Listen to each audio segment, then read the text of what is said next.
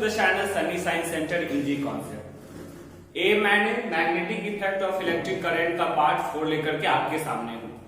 आपका मेल आ रहा है कि सर आप थोड़ा मोटिवेशन बात बताइए, तो मैं आपको इस वीडियो के अंत में मोटिवेशन जरूर बताऊंगा। तो जस्ट कंटिन्यू विथ वीडियो, है ना, थोड़ा सा टिके रहिए, आपको पूरा कॉन्सेप्ट की जानकारी मिल जाएगी। देखिए, मैंने पिछले पार्ट में बात किया था मैग्नेटिक फील्ड पैटर्न्स के बारे में। उसमें हम लोगों ने देखा था कि इस चैप्टर में हमें 3 मैग्नेटिक फील्ड्स के बारे डिफरेंट शेप्स के बारे में पढ़ना है। जैसे पहली बात था कि जो स्ट्रेट करंट कैरिंग कंडक्टर है उसमें किस प्रकार से मैग्नेटिक फील्ड डेवलप होते हैं उसके बारे में, और दूसरा जो है वो ये पढ़ना है कि सर्कुलर लूप में किस प्रकार से मैग्नेटिक फील्ड डेवलप होते हैं, और थर्ड है आपका सोलेनोइड में। तो पहले मैंने कल एक लेक्चर पे डिस्कस कर चुका हूं, उसमें मैंने बताया था कि मैग्नेटिक फील्ड जो स्ट्रेट वायर में डेवलप होते हैं वो कॉन्सेंट्रिक सर्किल होता है। क्लियर? उसके बाद उसके स्ट्रेंथ के बारे में जानकारी लिए थे, उसका डायरेक्शन कैसे निकलेगा इसके बारे में भी। तो उसमें हम एक नियम भी पढ़े थे जिसका नाम है मैक्सवेल, है ना, right hand thumb rule. Maxwell का राइट हैंड थंब रूल, उसको स्टेटमेंट के अनुसार अंगूठा को किधर पॉइंट करना है, in the direction of current, है ना, करंट के डायरेक्शन में आपको अंगूठा को पॉइंट करना है। ठीक है, तो जिधर एक जो फिंगर है इन सर्किल होगा, जिधर जो टर्न होगा वो डायरेक्शन देगा आपका मैग्नेटिक फील्ड का। ठीक है, आज का टॉपिक है magnetic field produce in circular loop. Circular loop में मैग्नेटिक फील्ड किस प्रकार से डेवलप होता है, तो ये देखिए, सबसे पहली तो बात होती है कि आखिर सर्कुलर लूप है क्या, एकदम बेस जानते हैं इसका।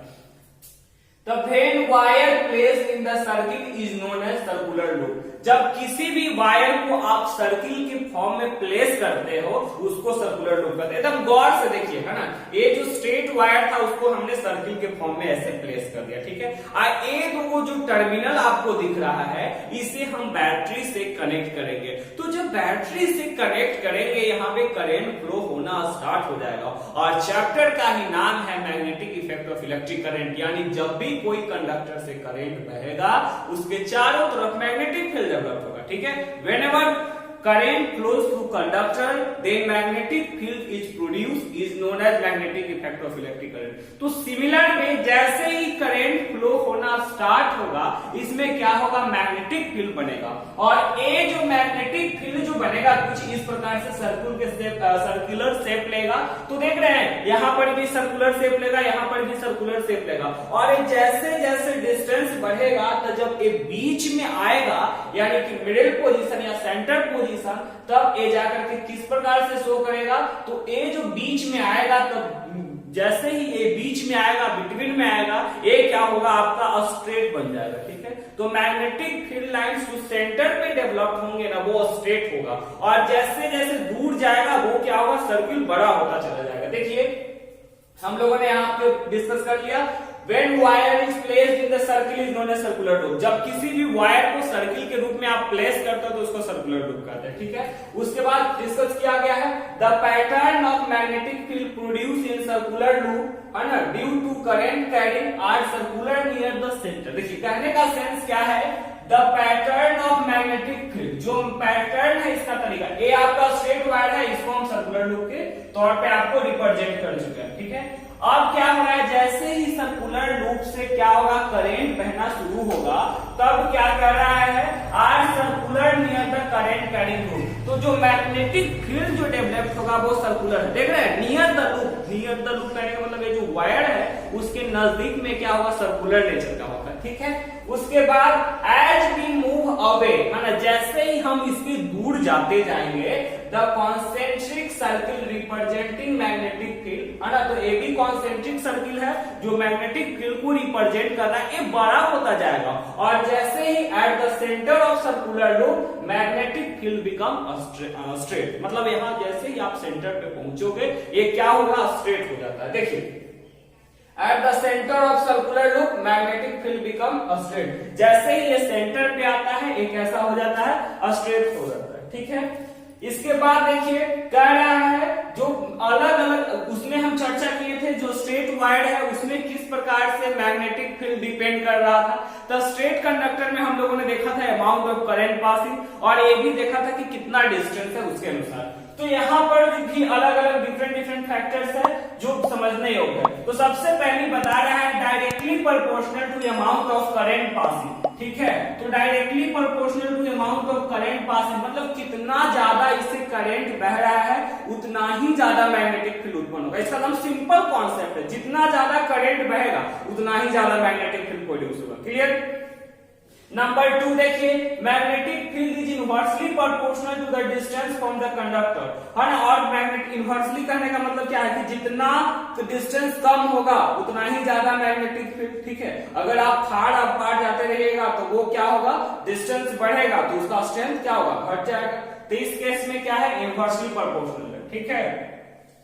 फिर देखिए आपका बता रहा है magnetic field is inversely proportional to distance, देख लिए। उसके बाद आपको एक बात पता होना चाहिए कि ये डायरेक्टली प्रोपोर्शनल होता है नंबर ऑफ टर्न्स के। और यहाँ पे थर्ड में जो पॉइंट है inversely proportional to distance from the conductor, मतलब जितना ज्यादा डिस्टेंस बढ़ेगा है ना उतना ही कम जाएगा, ठीक है क्या, और उसका मैग्नेटिक फील्ड का जो स्ट्रेंथ है।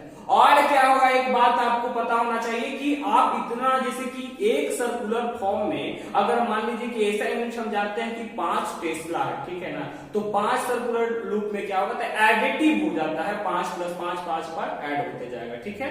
तो ये इसका कॉन्सेप्ट है। तो सबसे पहली बात अगर पूछेगा कि जो मैग्नेटिक फील्ड उत्पन्न हो रहा है किसमें, सर्कुलर लूप में, तो वो कौन कौन से फैक्टर पे डिपेंड करेगा। तो सबसे पहली बात कि अमाउंट ऑफ करंट, कितना ज्यादा करंट पास हो रहा है।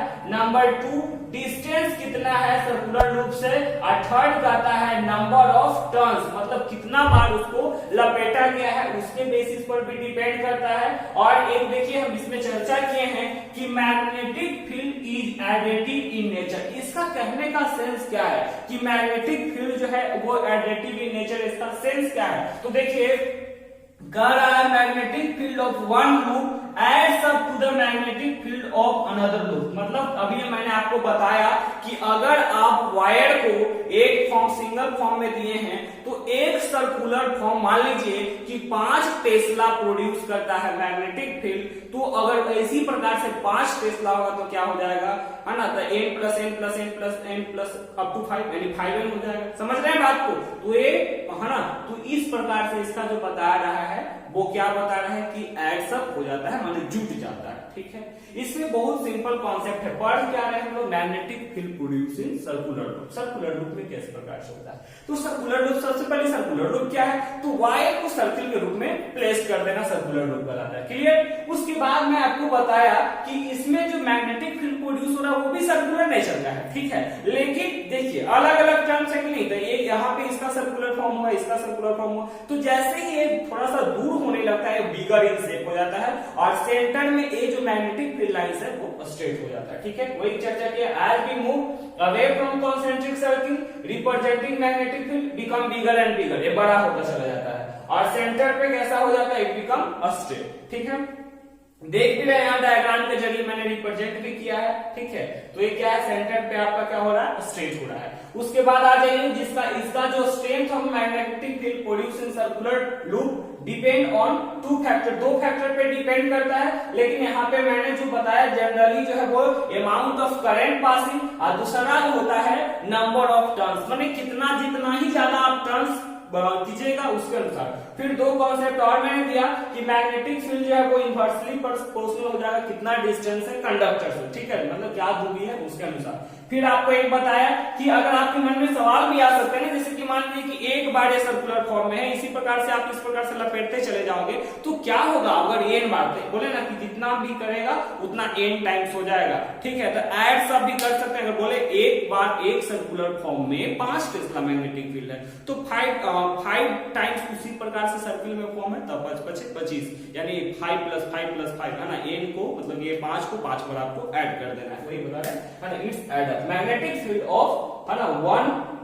Loop adds up to the magnetic field of another loop, ठीक है। एक जो मैग्नेटिक फील्ड है इसका हो जाएगा।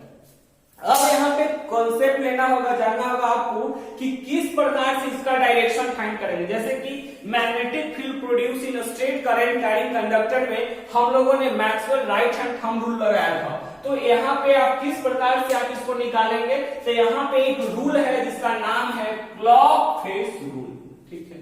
आप यहाँ पर भी लगा सकते हो। यहाँ पे देखिए, है ना, अकॉर्डिंग टू रूल के अनुसार में क्या कहता है कि अंगूठा किस डायरेक्शन में होना चाहिए, करंट के डायरेक्शन में। तो करंट के डायरेक्शन में जब आप क्या करोगे, अंगूठा को रिप्रेजेंट करोगे, तो जिधर क्या होगा, है ना, तो आप देखिए यहाँ पे गलत कर रहे हैं क्योंकि कौन सा है, लेफ्ट, राइट लगाना है। तो ये देखिए, जैसे ही अंगूठा को हम क्या कर रहे हैं, थंब से रिप्रेजेंट कर रहे हैं, तो जिधर एक फिंगर क्या करता है, इन सर्किल करता है, तो वो क्या रिप्रेजेंट करेगा, तो वो रिप्रेजेंट करता है मैग्नेटिक फील्ड को। तो यहाँ पे मैग्नेटिक फील्ड का डायरेक्शन दिस पे हुआ, समझ रहे हैं बात को।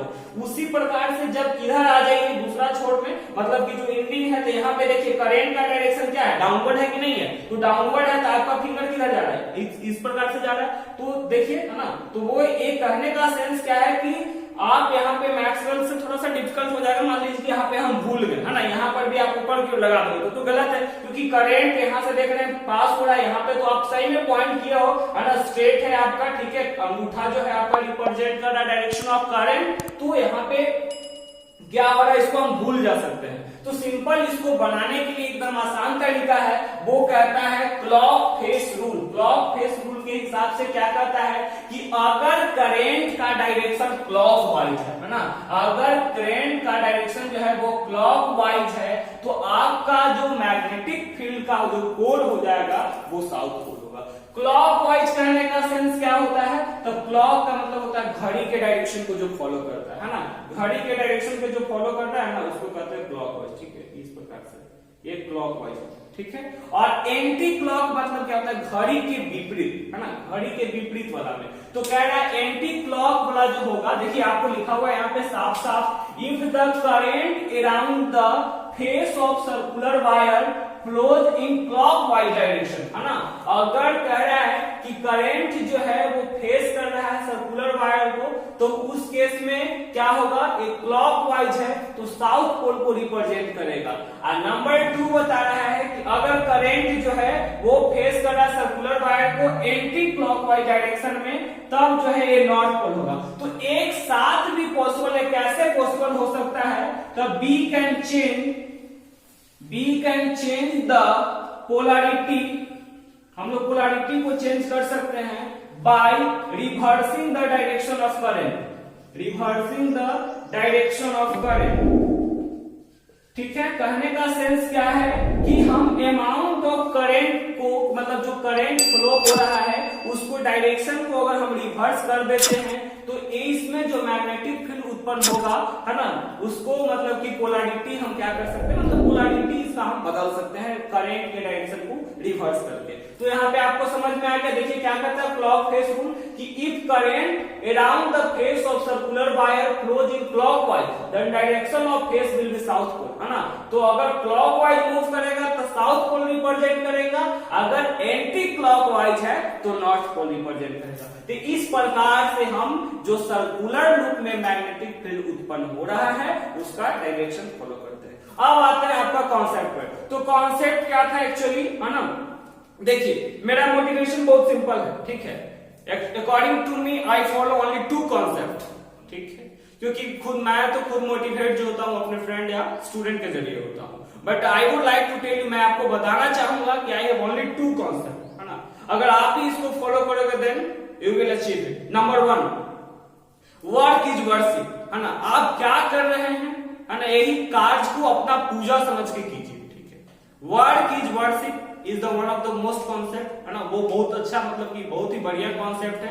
आप अपना वर्क पे फोकस कीजिए। और number 2, B the master of your own field, आप अपने क्षेत्र का मास्टर बनिए। आप अपना अभी स्टूडेंट है, देन ओबे ईच एंड एवरीथिंग, है ना, या जो आपको सबसे ज्यादा जरूरी है स्टूडेंट लाइफ में वो फॉलो कीजिए, वो ही कीजिए, ठीक है। तो be the master of your own field. और number 1 is work is worship, कार्य ही पूजा है ना। आप अपने कार्य को जो वर्क करते हैं उसको दिल लगा करके कीजिए। और नंबर 2 जो आपको मैंने बताया, be the master of your own field, आप अपने क्षेत्र का मास्टर बनिए, ठीक है ना। If you are studying then study completely so that you can be something different at your मतलब coming future, and also you can change each and everything, ठीक है। तो this is all about the concept. I think आपको समझ में आया होगा। Thank you.